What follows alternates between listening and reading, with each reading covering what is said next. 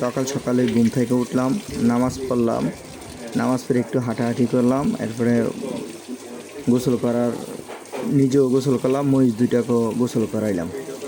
গোসল করানোর সময় মহিষ তো সাধারণত অনেক নোংরা, একের বেশি ময়লা করে ফেলে মহিষ, প্রচুর ময়লা করে। আর এদিক দিয়ে আমার মেয়ে আবার মেহেনুরে, মেয়ে থাকলে যা হয় আর কি, মেয়ে নিজেই মানে ভিডিও করে রাখলো।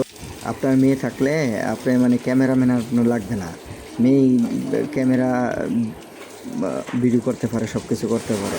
তো মাশাআল্লাহ মহিষ দুটো কিন্তু অনেক নোংরা, অনেক নোংরা, মানে পরিষ্কার রাখতেই চায় না। এখন যাই দেখবেন আবার ময়লা করে ফেলছে। এদের কাজই মানে গোসল করানোর আধা ঘন্টার মধ্যে আবার ময়লা টয়লা করে একটা আবার আগের জায়গায়, মানে দৈনিক 3 বার গোসল করালেও মহিষ আপনার এই খামারে ফেলার উপযোগী না।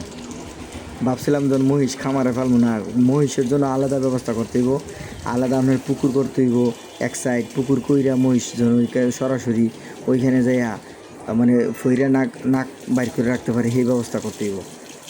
নাইলে মহিষ এরকম খামারে ফেলা যাইব না।